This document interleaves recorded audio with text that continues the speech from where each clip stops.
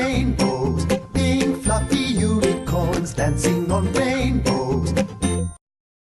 Good morning, everybody. This is Jud Burgess, also known as James No Bond.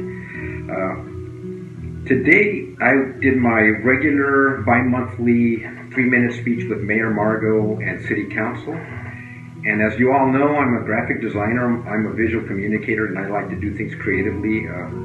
So I had one of my graphics. You see my graphics before that I like to accompany my 3-minute speech with. And apparently this graphic irritated the mayor and a few people here at City Hall today, and within seconds of having it up, they immediately asked to have it taken down, which I find to be a violation of my free speech rights as an American citizen. I mean, I have the right, as long as I'm not, doing something that's illegal, to interpret things the way I do. And this is pure satire, along with my factually based 3 minutes that I spoke to City Council about. So I want you to watch this video of the sequence of events this morning and judge for yourself. It was actually a little funny, I thought, actually it was very funny. My graphic actually had people on City Council snickering under their breath. I could see them wanting to bust out laughing, but you can't do that with Mayor Margo.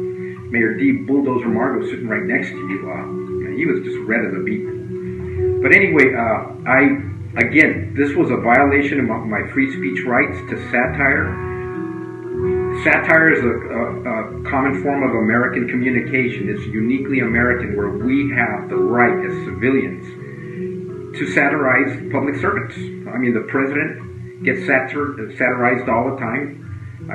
Just open up any newspaper, New Yorker magazine, New York Times, you're going to see a lot of satire that people are going to get irritated, especially those who are being directed the graphics to. So I wasn't doing anything wrong, I feel. But, Mayor Margo likes to see what he can do to stifle people's free speech rights here in El Paso.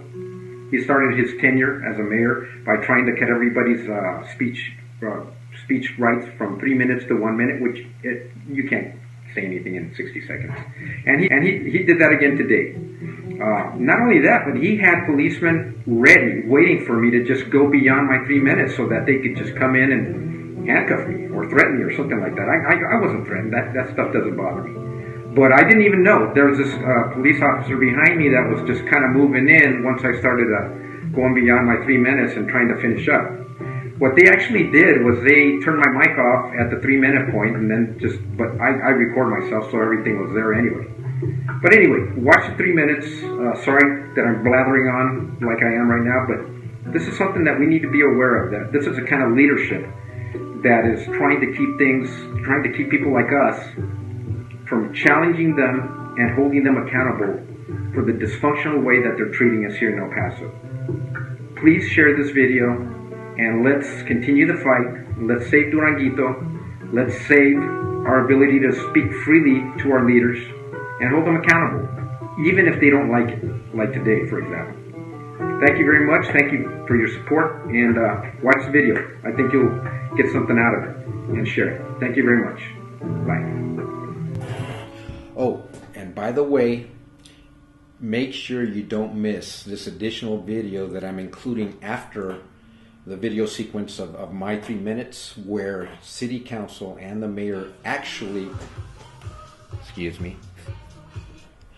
where City Council and the mayor actually allowed this horrendous bigot to give his 3 minutes, where he was attacking the LGBTQ community in El Paso, accusing them of genocide. Now, you look at my graphic, it has nothing to do with LGBTQ. I mean, it's got rainbows and unicorns, but that's all about magical thinking and pie in the sky thinking of Joe Gudenrath and everything like that. So, but this man actually stood on the podium for 3 minutes and just vented about the bus that's painted in rainbow colors and how it's part of the gay agenda to commit genocide across the world. So if they would allow a person like that to give 3 minutes without any kind of opposition, and then they pull down my satirical editorial graphic on them, then it kind of shows you where they're at. So don't miss that after my sequence. Thank you. Bye. Thank you. The next member of the audience is Mr. Jud Burgess. His topic is rainbows, unicorns, and cheerleaders. Mr. Burgess, as you make your way to the podium, I must remind you, sir, that you cannot use this forum for personal attacks because you stepped outside the guidelines the last time you were here. Yeah, I agree with that. I don't attack people personally. I just state the facts in a colorful way. Also, would you mind helping me with the...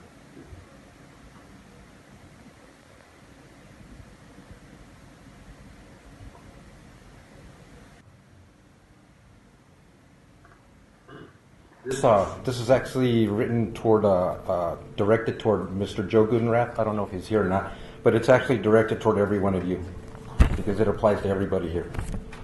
On this, it's also involving his recent El Paso Times article. Take that down. Sir, that's personal. No, it isn't. It's satire.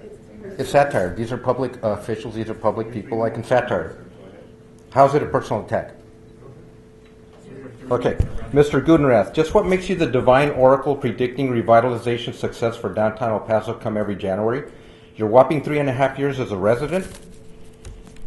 What do you know about our culture and our heritage? What do you know about the vast majority of our 83% Latino border community and how we live in our struggles to make ends meet? I'd like to see El Paso thrive just as much as the next El Pasoan, but your ideas of what makes for local success are contributing to the overtaxation of El Pasoans among the highest property tax citizens in America based on our yearly average salary of $20,150. This idea that hotels must be built in quantities in order to attract convention dollars couldn't be farther from the truth. You're creating a dangerous hotel construction bubble based on faulty reasoning, which says that thousands of rooms need to be available before El Paso gets conventions in town. Wrong. Very wrong. When all is said and done doing things your way, there will be thousands of empty hotel rooms and a lot of tweaked hotel owners. Your approach is no different than the wealthy downtown investor first, El Paso citizen last emphasis that our city leadership and business community sticks to at the expense of the El Paso taxpayer. Mayor D. Bulldozer Margo is a poster boy for this dysfunctional business model, and you're just another mouthpiece repeating his half-truths and misinformation. Hotel construction fueled by multi-million-dollar tax abatements does not contribute to downtown's revitalization or El Paso's tax base. Our CVB has a poor record of bringing in conventions of any importance or consequence, and it has little to do with the amount of available hotel rooms, meeting space, or bars in downtown. It seems you haven't got the memo, Joe, but Juarez is currently undergoing a major relapse into the violence that plagued them a few years back, with over 700 murders in 2017, including 12 murders in a 2-hour span a few days ago. As Juarez goes, so goes downtown El Paso as a convention destination to a great extent.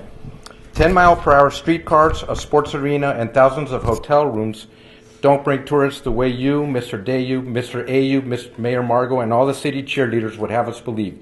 These are not magic bullets. These are the additional tax dollars going down the drain that could have been better spent paving roads and putting police officers on the street. Only when we reach a critical mass of successful small businesses in downtown that are supported and sustainable will we attract the thousands of moneyed single professionals to move into all those luxury apartments and condos being built. For real revitalization, we need middle to low-income El Pasoans to move into affordable housing in downtown. Are we there yet? Not by a long shot. You got 5 seconds. Okay. These rainbow and unicorn pep rallies and speeches have got to stop, and we need to look at things realistically with an eye to who we are and who we can be given our resources, not who you and Mayor Margus tell us we need to be. Sir, your time's up. Thank you. The next speaker is Mr. Anthony Vasquez. His topic is a story to tell.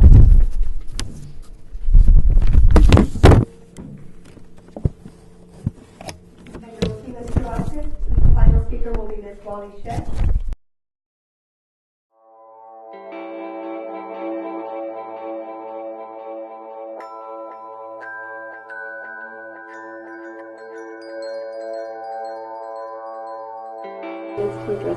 Good morning. Good morning, Mayor. Good morning, City Council. I have, let me see, I'll read this, what I have here. The city government is symbolically endorsing a special interest group that is in the process of committing a world-class crime, being perpetrated right here in this nation, in this state, in this city. The world-class crime is genocide. A genocide of an entire group of people. The homosexual community is that special interest group.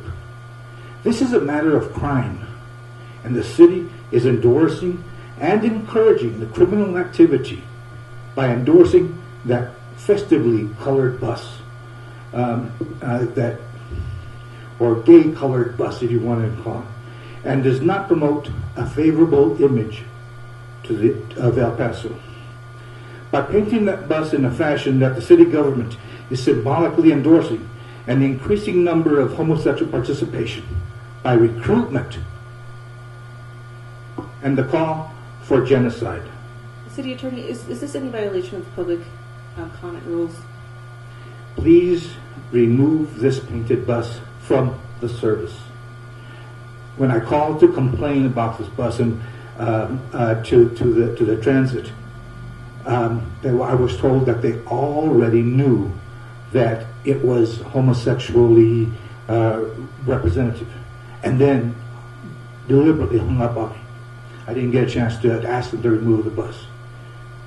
I do have one other thing that I'd like to speak about, is that on the matter of color, there was no color in the Jacinto Plaza for the nativity scene, for Christmas scenes, as if to say that only the homosexual community has color, when in fact it didn't start with Sodom and Gomorrah, it started with Noah. So please help us to clear up this matter in every fashion. Give us some color back to the nativity scene, and also please take that bus off of service. Thank you. Thank you. And the next member of the audience is Mr. Jud Burgess.